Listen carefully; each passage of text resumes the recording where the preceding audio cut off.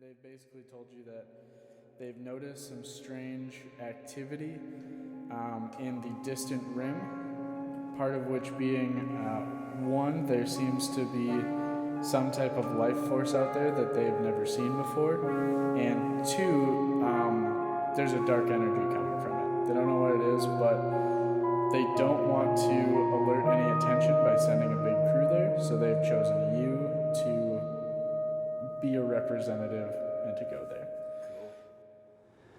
Science log number 7. Carter, no. Oh, no? We're not doing that, no. Remember? Time off, baby. Oh, yeah, we got the time off. Yeah. We don't have to do that. No, you know what we do have to do, though? I was getting used to it. What do we gotta do? You know what we gotta do. Oh, what we were, like, messing with all last night? Yeah. Nice. Yeah. We got some Goos and Gygaxes. Some G. Yeah. Some G and G. And green peppers. And green peppers. Glowing green peppers. You got a character made up? Well, yeah, when we were looking through that sheet, I found a cool guy. I named him Chi Long Gong. Nice, I like it. Yeah. I wish he had a gong that, like, he just had on his back. Maybe we can find one at some point. There might be a shopkeep. Well, hey, I made a little world for you to explore. Well, actually, let me back up. I made worlds, plural, for you to explore. Are you telling me you created something? I created something and I want to put you through the ringer. So, let's fucking do it. Let's play some games, dude.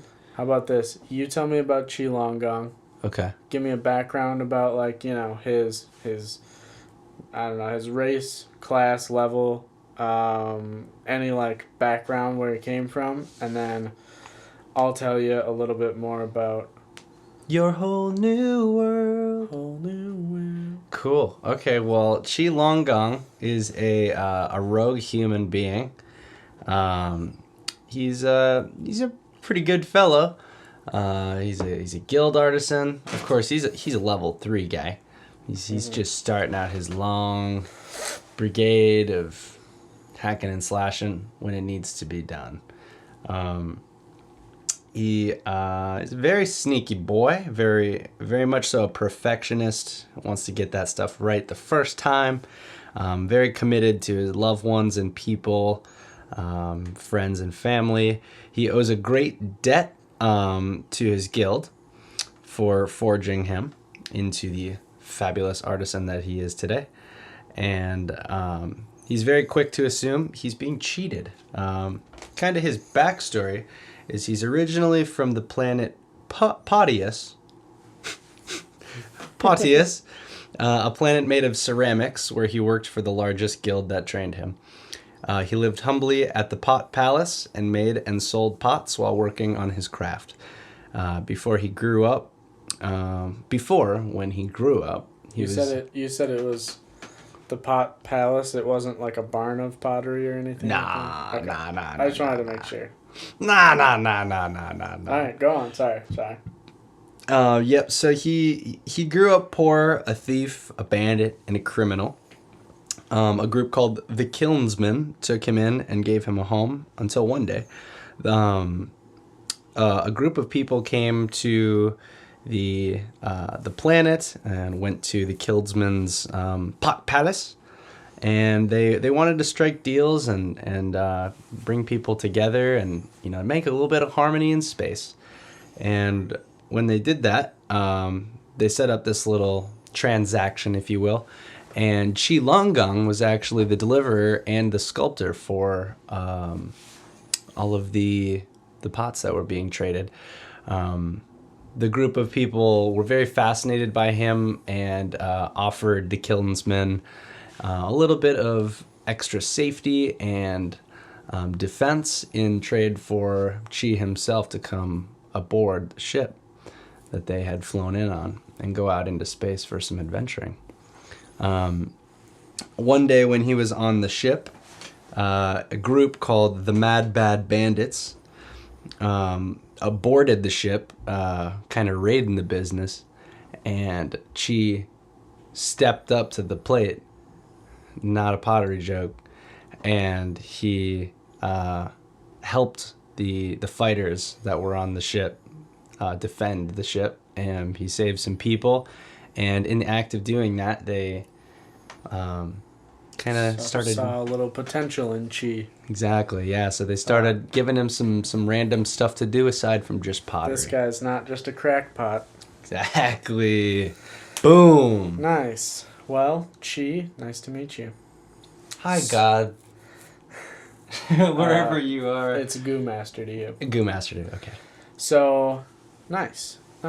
Cool character. I like the rogue character. It's a very versatile character. Sneaky boy. Sneaky boy, yeah. Like that ninja feller just lurking in them shadows. That's kind of what I was going off of. That's kind of like, yeah. I kind of figured. I mean, like, you seem very interested in that ninja fella. Just lurking, man. He fascinates me. That's the name of the game. That's right. Right on. Okay, so it's a good thing that you're a versatile type folk, because in this wide world, you're gonna need it. So I'll give you a little bit of background as far as the adventure you're gonna go on.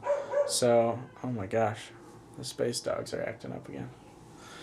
So, you the ship that you live on is the Planetary Council Nomad, and those are the people that visited your home planet of Patius. Cool. And made connections and traded with all that kind of stuff.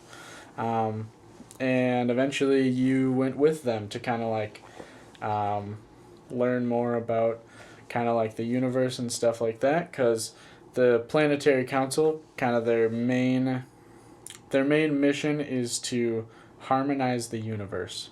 So whether that be making good connections with everybody, or helping smaller economies like grow to be universal, kind of stuff like that. Yeah.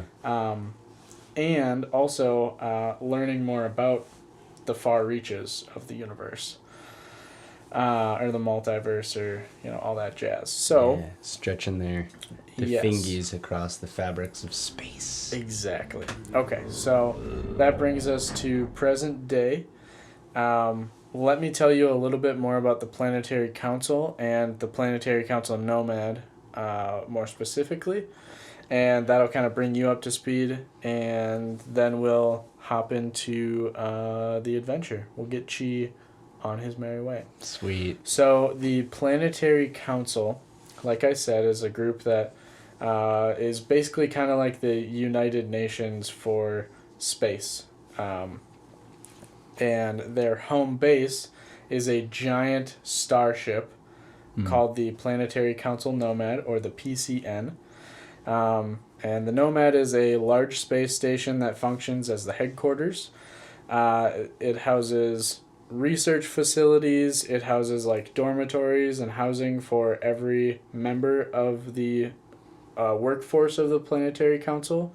It's a hub of education, not only just for the people of the council and the people that are a part of this organization, but also for people on the planets they make connections with. They can send people to the Nomad to learn things and stuff like that. Oh, cool. Yeah, and then it also has a ton of like science laboratories, and then it also has a ton of like other resources and stuff like that you can look into when you have downtime. Cool. So the council specific, like the head council of the Planetary Council, it is comprised of a lead scientist, the head of military, and then the dean of education, since those are kind of like the three main branches. The scientists want to learn more about the universe. The military forces aim to neutralize and keep the universe safe. And then the education takes what the scientists have found and educates people on that. And, education's always good, right? It's smart. So, yeah. And then they basically act as kind of like the leading oligarchy of the council. And they basically give out tasks based on your role. with the Planetary Council. So Fascinating. that brings me to the different roles. So these are just the basic roles. I'll get into a little bit more about what your role is, but there are troops, which self-explanatory, mercenary team members, scholars, which study the planets.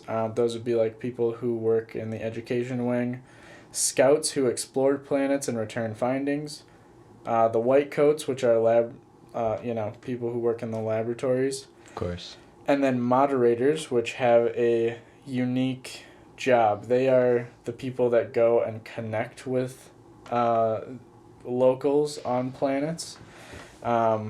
They're basically ambassadors for the Planetary Council. Cool. Your role, so after your very brave and valiant defense for the Planetary Council, they saw a lot of potential in you, partly because, one, you were able to defend and you had the gumption. You kind of like took the initiative to help out.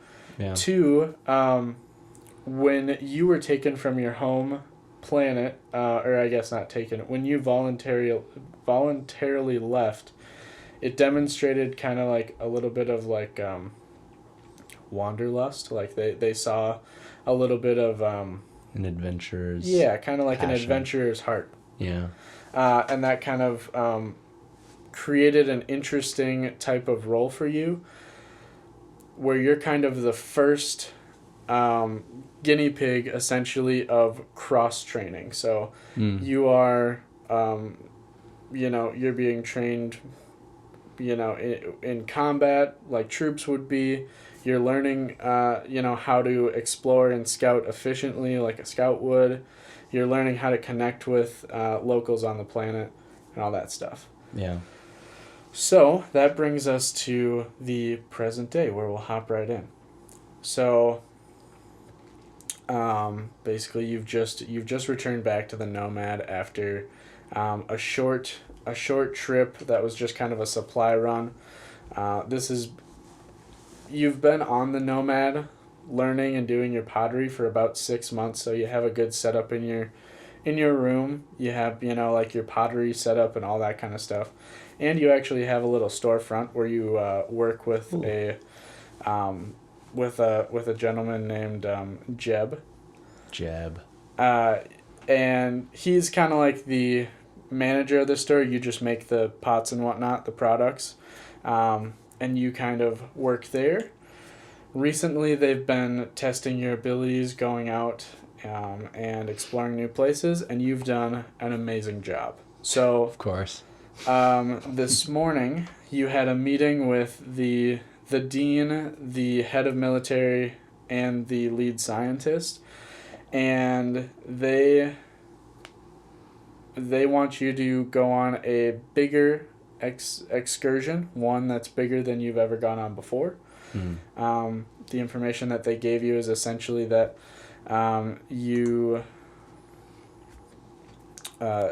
they basically told you that they've noticed some strange activity in the distant rim, part of which being, one, there seems to be some type of life force out there that they've never seen before, and two, there's a dark energy coming from it. They don't know what it is, but they don't want to alert any attention by sending a big crew there, so they've chosen you to be a representative and to go there.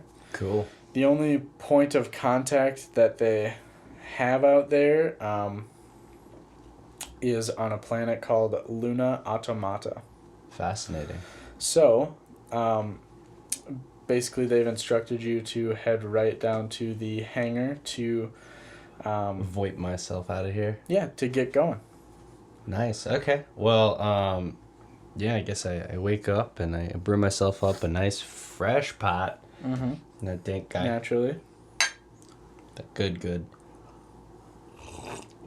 Have my first little sip. Walk over to the window in my room.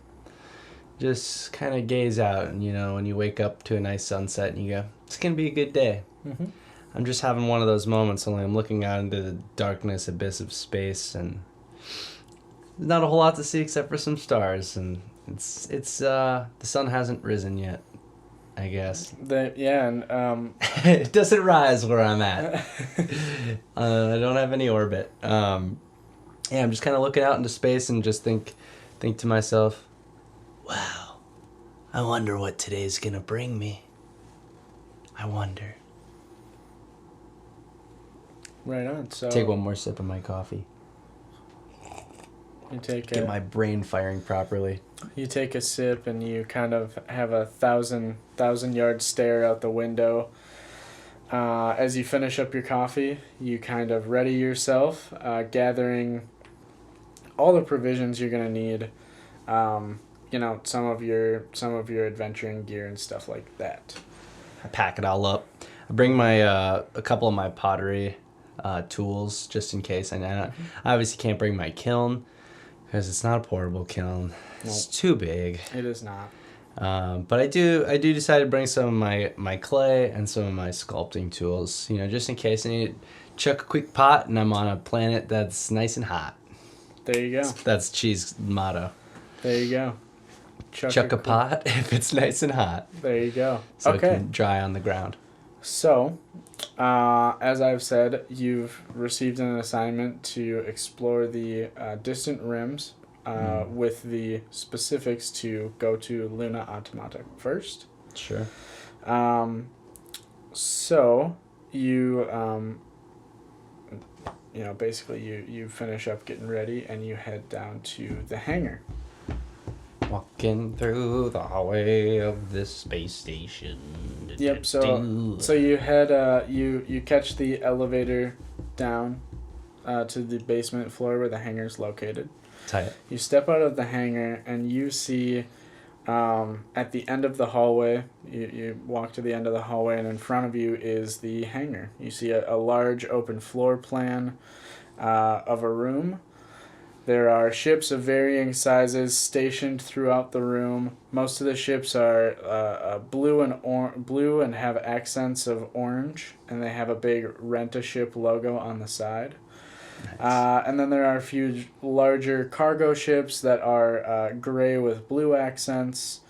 You hear like the sound of like torquing power tools and the shouts and jeers. Hey, bring that capacitor over here. Yeah, no, the 1835. I'm not getting the spark. I'm not good. Bring that oil drum over here. You hear shouts and jeers from the mechanics and the crew as they work on the ships. As you walk into the hangar, you see a small customer service desk with a woman helping an older-looking man who is dressed in all black with a brimmed hat tilted down over his eyes. You also see that in this man's hand, he is holding a leash, and that leash is attached to a small... it almost looks kind of like a mix between like... I guess the closest equivalent would be like a Komodo dragon. Ooh. But you know them as Drekos. Drekos. Yes. Yeah, I'm gonna walk up to Drekos. And you notice that the animal is the Dreko. Oh, he's a Drekos. Okay. The animal is the Dreko. You don't you can just see the back of this guy. But I see. So I see a lizard hanging off this dude's shoulder or something. No, he's on the ground. So essentially, there's a desk with a woman sitting behind it. Mm-hmm. There's a man standing at that desk. In his hand is a leash, and the leash is attached to a Dreko who is on the floor. Seen it. Who's all... give me a quick insight check. I can do that. It's going to be 12 plus 2 to 14. Okay. So, you notice two things. This Dreko, you see his eyes are darting either way.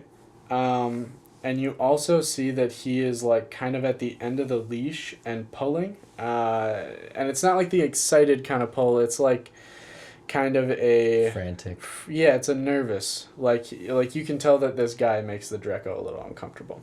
Okay. You also hear the man asking the customer... you hear the man talking to the woman behind the counter, asking her if there's a ship that's going to the refuse quadrant. Or kind of the space dump.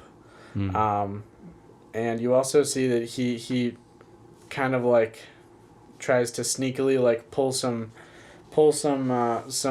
coins and paper currency out, and like tries to like throw it over the table at her to kind of like bribe her. Okay. So I'm gonna walk up to this guy and lady at the desk. I'm just gonna say, "Hey there, guys. How are you doing? It's me, Chi." You walk up, and the lady behind the desk goes, "Oh, hi, sir. One moment, please. I'm just helping this gentleman. Sir, what did you say you wanted?" And the guy, being very, very nervous, looks at you and kind of darts back and forth between you and her and goes, nothing. I just need to get this guy out to the refuse quadrant. I just need to get rid of this guy." You want gesturing down at the Draco.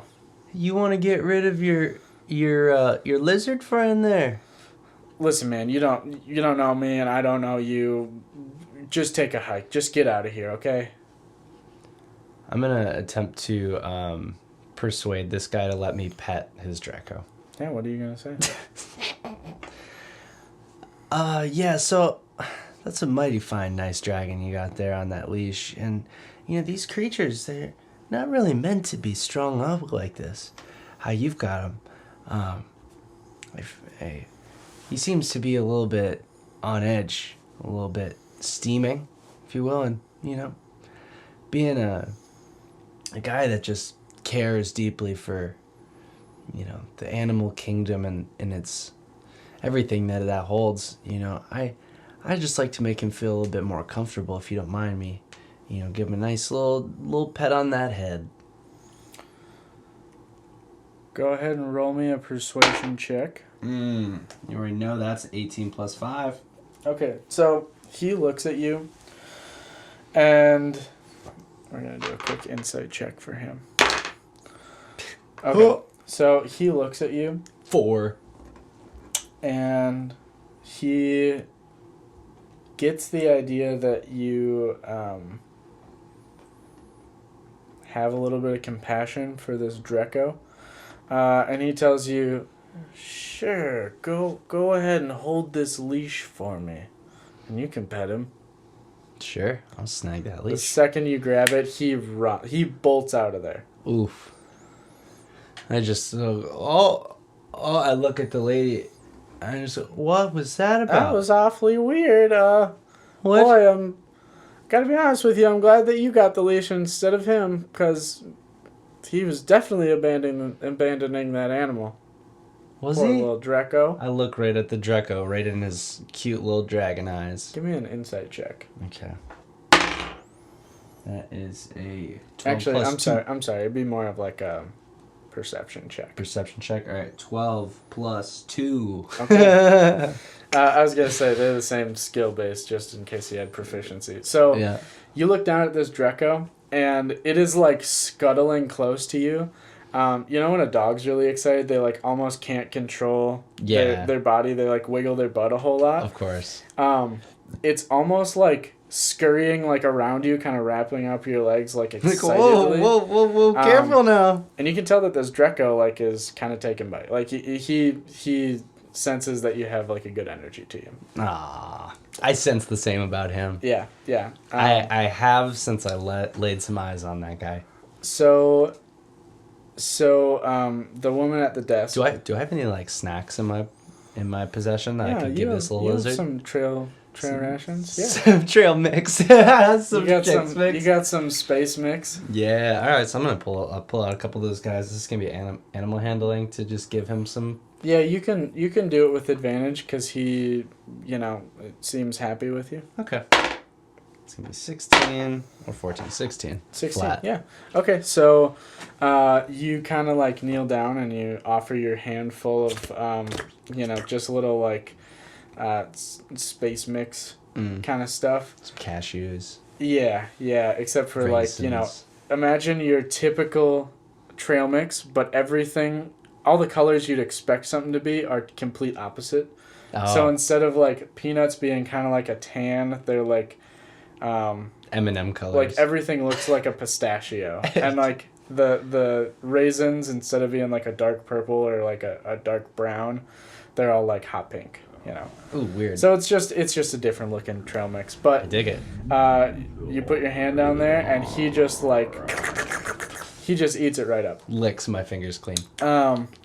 And the lady at the desk goes, "Oh, that's just so sweet." Well, I'll look at her, look back at Draco. and anyways, I'm gonna need to get you a name, friend. looks like you got a new friend there. She says to you, and she goes, "Anyways, I just shrug, my smiling. That's me. I guess I do. So she looks at you and goes, "Well, hello there. I'm Janet," and she kind of gestures to her name tag. "I'm Janet. Welcome to Rent a Ship." I point at her name tag and chuckle a little bit. Yep, that's my name tag. Janet. It's right there. Okay. I point from her name tag to her face. Yes. Back and forth. Yes, A little chuckle. You know what? Nailed I can it. tell you're a smart one. You've done it. My perception's not. You've cracked the great. name. You've cracked the name tag riddle. She goes, "Well, welcome to Rent a Ship. We're the best rental shop this side of the galaxy. Like you've pointed out, my name is Janet, and what can I do for you today, Chi?" Well, I was recently taxed to go out to a Luna Automata. And all right, she kind of goes.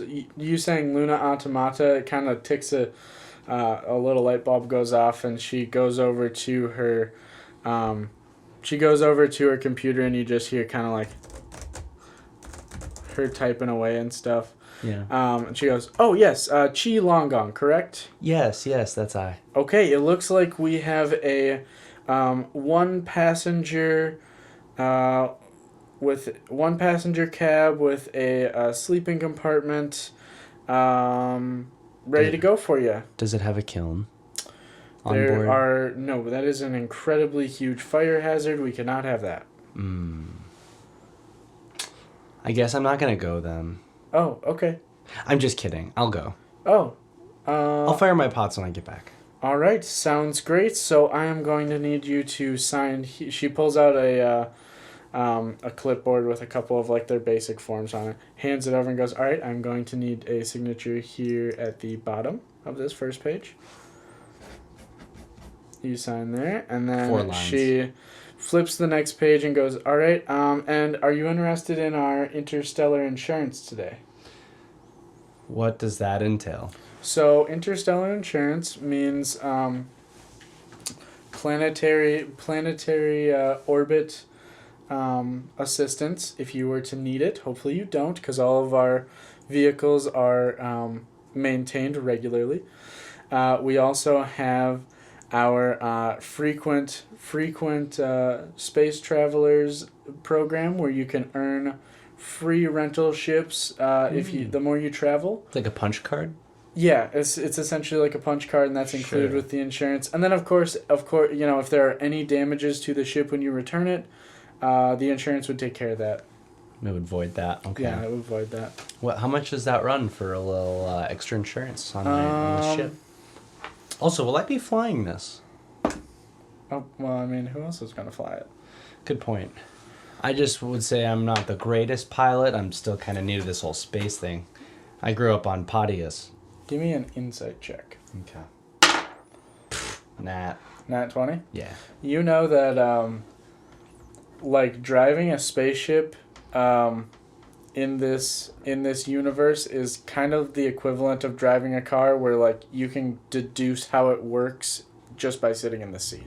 Of course. Like, they've made it very simple. It's like yeah, a they've kid's made it little relatively simple. Like it's that effect when you get a new car and you're like, "Oh, where are the wipers? I don't know where they are." And then you find them and you know how they work, because all wiper systems pretty much work the same. I like to think of it as like I'm getting in and it's like a little Tyke's toy, where you're like kind of sitting in this carriage and there's a huge on button and there's a huge go button and a huge stop button. Yeah, and then there's a steering wheel. Yeah. Yeah.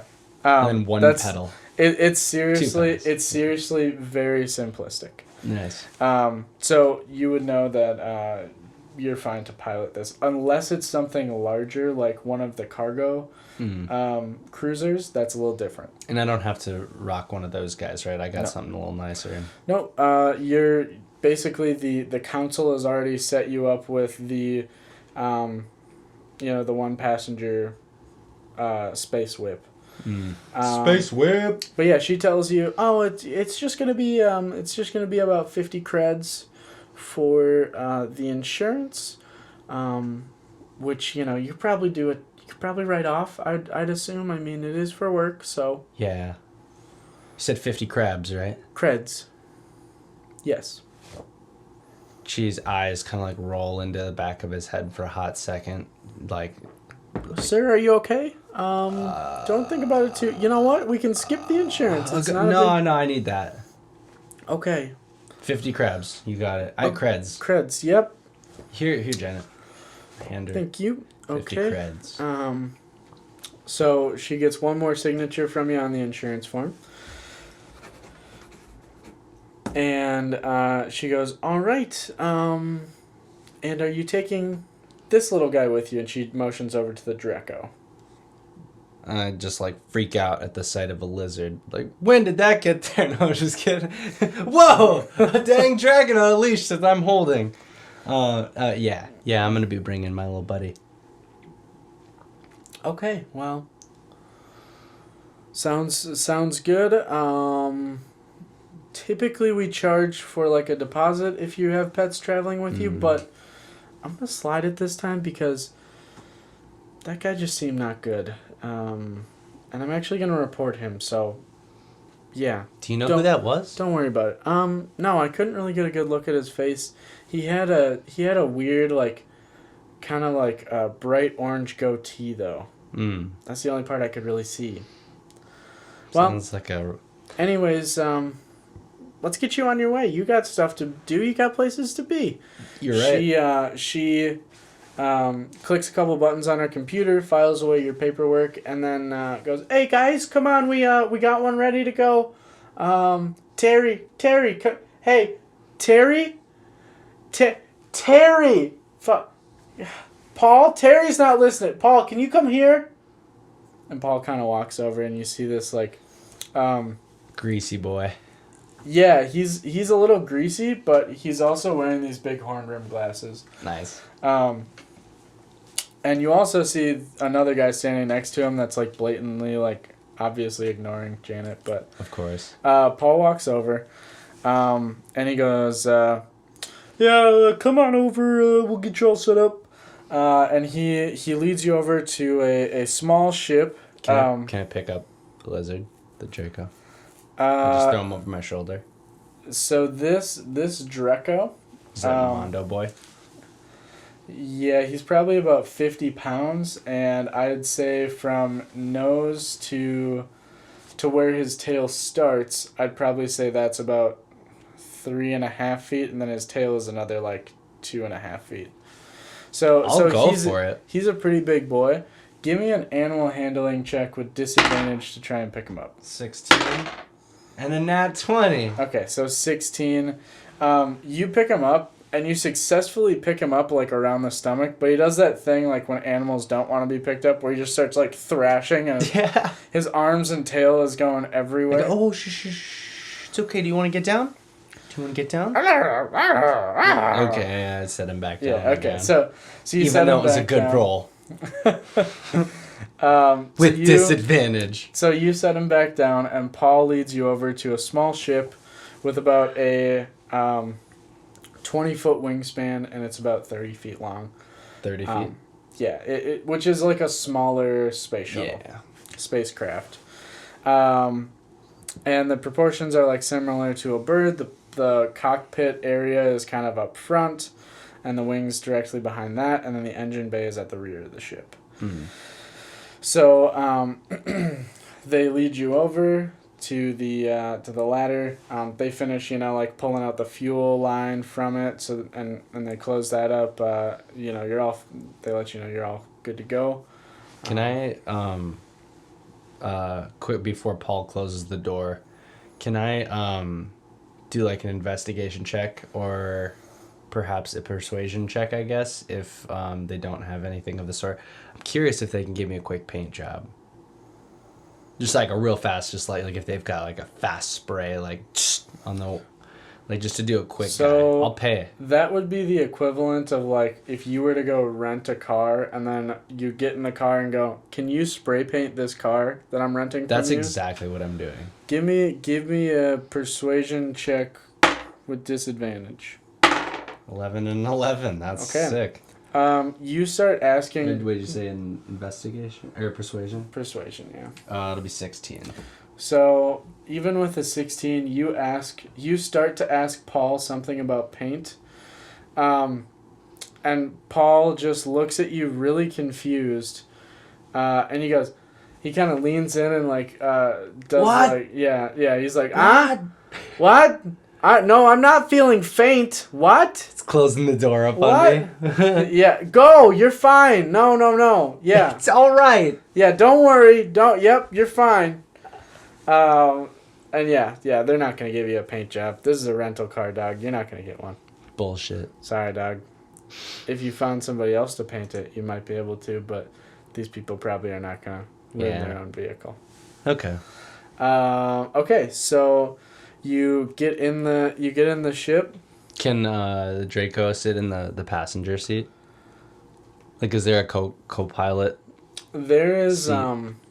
there's like enough space in there for him to like hang out in there with you. Nice. He He could be up on the dashboard. Like, yeah, I was across gonna the say front. like the dash is kind of big, Yeah. so he could just be up there hanging out. I'm so about that fact. Yeah. Sweet. So Drake. No, he's not gonna be named Draco, but I'm gonna say Draco. Hop yeah, up there. his species is a Draco. Draco. But yeah, it's up to you to come up with a name. For now, he'll just be Draco. Draco. Yeah. Okay. For now. Yeah. He's gonna get a better name. All right. So okay. Am I ready to power this bad boy up? Yes. I'm gonna look back through the look over my right shoulder in like through the back rear view mirror and see Janet at the desk and she's just smiling, waving bye. Let's see if she knows you. Wait, Oh, she got that one. She doesn't even know that you're waving to her. she's just looking at her. Yeah, she's looking down. Filing clipboard papers. All right, so here's what we're gonna do. Give me a perception check. This is gonna tell you kind of like how quickly you're able to adapt to like the ship and stuff. It's gonna be 9 + 2. 11. Okay, so No, 7, dude. 9 + 2, 7. Math, brother. Come on. All right, so you got a 7, so you suck. You hit the go button and you die immediately. No, just kidding. Draco's fine. He takes over. So you find in there, you know, it looks all pretty similar. You find the kind of like an ignition, push start ignition, and You mean that massive green button that says start? yeah, the massive. Do you see the massive green button? Yeah. And then you see This is the kid-friendly ship yeah, yep. with that Nat 20. this Yeah. thing, you can't really So- mess around with it. So you start up the ship,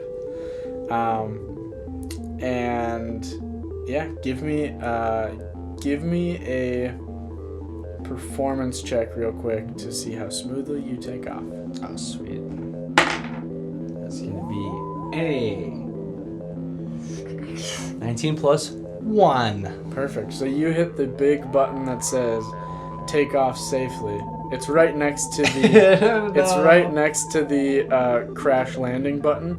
You almost hit the crash landing button, and then you're like, "Hold on," and then you hit the take off. And Safely. I'm assuming those two buttons are right next to take off like a jackass. Yeah. Okay, nice. So- and then crash land like a jackass. Yeah. And then there's also one right next to it that says like "Land safely."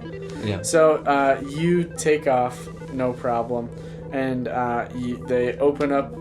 It's kind of like you. They open up one door, you go through. They close that door. They open a second door, and then you go out into space. So you exit the Nomad, and you are out into the endless, wide open of outer space. And this is the first time I've ever really piloted. No, you've like. Imagine it like Maybe I've had like space training. So like there are little like carts and stuff that Oh, nice. that you carry your stuff around like the Nomad, Yeah. because you're not gonna carry hundreds of pounds of pots and stuff by hand. So like you've driven Well, yeah. little like I'm just saying tiny first carts time and stuff, piloting but in space myself. roll me a d20. You get above a 10, you piloted before.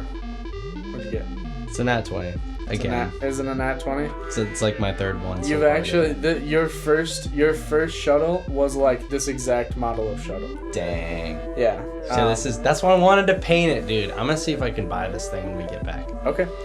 So per the navigation instruments, which are probably sponsored by fucking Fisher-Price or something, because this is like the kiddie version of a space shuttle. Are there like a bunch of beads that can slide along tubes and like things exactly. that can spin? Yeah, there's little like fake keys that you can jingle and stuff. Like a 9-part, like a 3x3 puzzle of big cubes that can spin. Yeah. Oh, it's a dog! There's one of those like the things at playgrounds where you spin them and you play tic-tac-toe with yourself. Exactly. Yeah. With myself. Maybe Draco wants to play.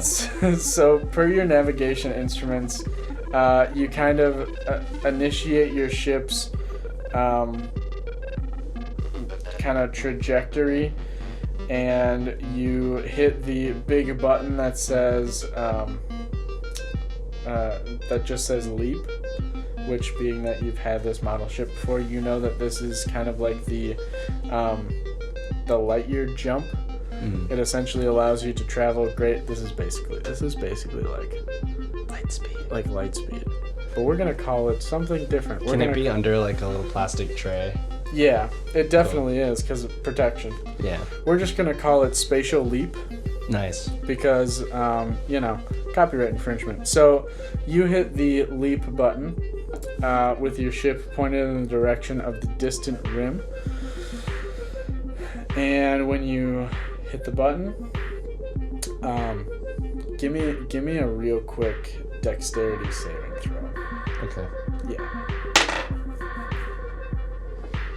That is gonna be 7 + 4. Okay, cool. So when you hit the button, your ship leaps through space. You see all like these bright stars and all these bright colored clouds just rip past you, and you like rip right through them, almost like creating like your own wake through these like spatial clouds. And eventually you just don't like see anything. Like everything is such a blur outside your ship, and you feel the pilot's seat shaking a little bit as you feel the turbulence of this spatial leap. And you can even feel it like in the steering wheel.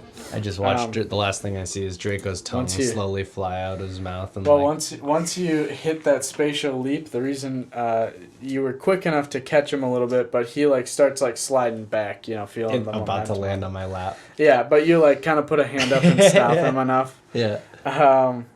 So after this blur has kind of eclipsed your windshield, things start coming back into focus, and you come to a stop, and in front of you is the shiniest planet you've ever seen. So off. Is this a moon? Give me an insight check. All right. Being the name Luna. 5 + 2, 7. Okay, so you are not sure. You're not sure if this is a moon or not. Okay. But what you see ahead of you is you see this. You see this large from your perspective, obviously, because it's a planet. Mm-hmm. But you see this big, shiny, almost like metallic-looking planet. However, there are a ton of there's basically what's separating you and the planet is like this planet has rings around it. It's like Saturn, and it's kind of like an asteroid field. So in between me and the shiny planet. Correct. Yeah. Okay. So you come to a stop, and yes. So what we need. You look like you want to say something. No, I'm just curious how I'm gonna navigate through it. All right. Well, perfect, because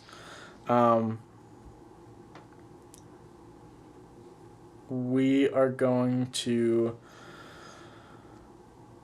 see how you get through it. So A series of dexterity saves or something? So this is going to be 5. There's essentially like 5 kind of... asteroids. Yeah, there's 5 total asteroids. Whoa! There's kind of like 5 layers to the Okay. asteroid field, and it gets thicker as you get closer to the planet. Sweet. Does my So- ship have an HP? Like It a does. health? Okay. It does. So here's how it's going to work. I'm going to get some dice out in case. You're an asteroid. I'm the ship. Basically. So here's what we're going to do. You are going to roll 5 sleight of hand checks for each section. After you make a roll, you tell me what you get, and I will tell you if you're taking damage. Your ship, you can keep track of this, has 500 hit points. Tight. For the sake of this. All right. All right, give me the first one. Sleight of hand. Sleight of hand. That's a 2 plus 4. 6. All right, your ship is taking some damage. That is going to be 35. Freaking maths, dude. So that's going to be 42 damage. Okay. Give me the next one. Second belt. 13 plus 4. 17. You are able to get Bam. right past there. Give me another one. That is a 9 plus 4. 13. That is not going to do it. It's Man, getting a little thicker, and you kind of like bash the underside of your ship on a couple of asteroids as you go through. Clown. Oh boy, that one's... Alright, so that's going to be 30, 45, plus 9, 53 damage. That was the third Alright. section, so the fourth That is a 10 plus 4. for the fourth section. That one is also not going to do it. Man, this AC of These this are- asteroid belt. These are... So it's getting thicker as you're getting closer to the planet. Of course it is. And the logic would be in vice versa. this one... Why would it be vice No. versa? No, that'd be right. It'd be thicker as you got closer. Because of gravity. Density, yeah, it's pulling it in. Okay, Shane. It's This fucking- is your whole it's- world, It's space. not mine. It's space, and we can do whatever we want. All right, so you are going. Your ship is going to take rather. So that's going to be See a couple 3s in there. 37 damage. 37 damage, and then lastly, Kapunk! yeah, and this one actually takes kind of like a little chunk out of a wing, and you notice it's a little bit harder to handle. R2D1, quick, fix the wing. So 16 plus 4 on the last belt. That's a 20, boy, and that's gonna get me safely, slickly, zoink right around that last one. all right, yep. You are able to, after a tumultuous little while of you kind of like basically in the third and fourth one, you kind of were like jumping from asteroid to asteroid, like hitting them and barely bouncing off. The fifth one, you were able to kind of like get a good line and go through. Heck yeah, I do. You make it through the asteroid and you continue through. And you now see, now that you're closer, you get a little bit better read on the size. You see a moon-sized silver orb of a planet. Do I have any knowledge of the location on this moon that I should be traveling to? Like where on the... Was I given that information? I'll give you... let me read this here, and then we'll tackle that. Tight. Its surface has a pale shine to it, similar to like stainless steel.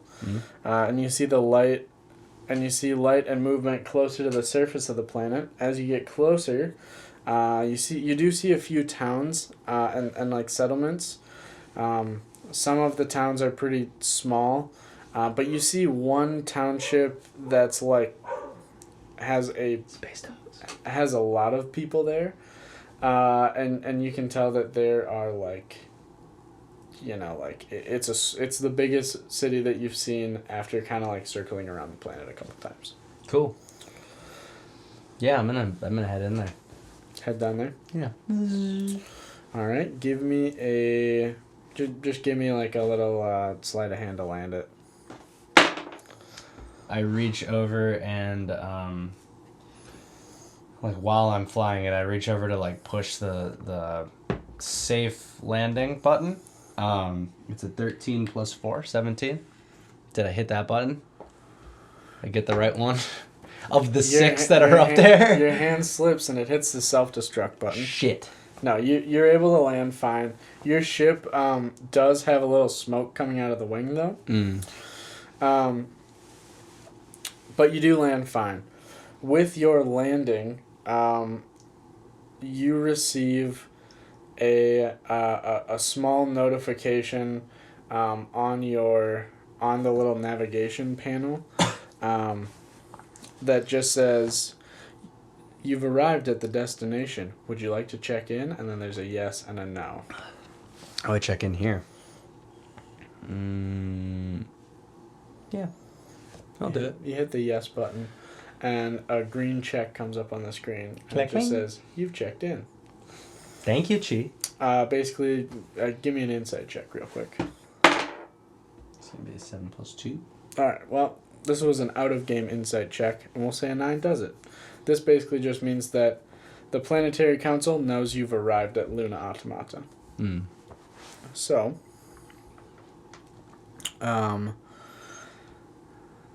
yeah, you land kind of in the outskirts of town. You drop down safely onto the pale shine of the planet. Your cab cockpit, kind of thing opens up, and your Dreco kind of like scrambles and looks at you. What do you want to do? I guess step out and put some feet on this dirt, dude. Okay, so Feel that thing, Buzz Aldrin. So you hop out, and your Dreco kind of follows you. He's pretty nimble, and he's able to hop out with you. Mm-hmm. So off, you park pretty close to like where this town is, and before you see just every inch of the surface of this earth is metal. All the buildings that you see are made of metal, most of which are going to be that pale stainless steel shine to them. Some of them are more chrome and ostentatious. Other ones have like a pale copper to them. And you notice that they're not really like the tallest buildings, but it's a pretty dense little like complex, like urban area. Sure. And you walk into town. Cool. I guess just investigate the general area, see what's around me. Okay. It's a 16 plus 6. Right on. So a 2. Do it real quick. Okay. So you walk into town, and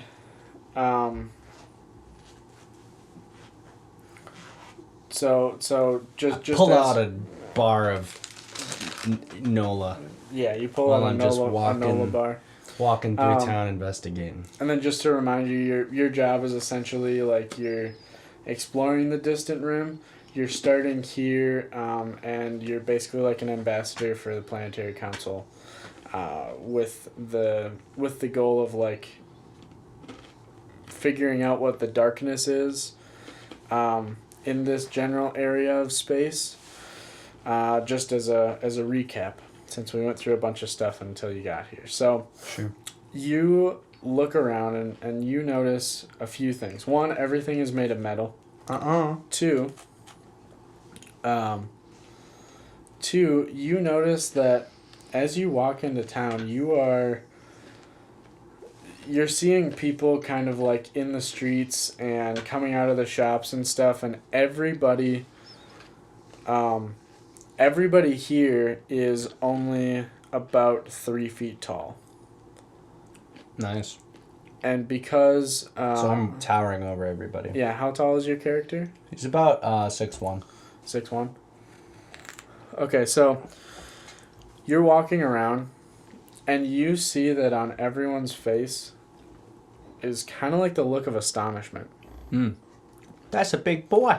Oh, wait, are they astonished about me or the lizard? Or both?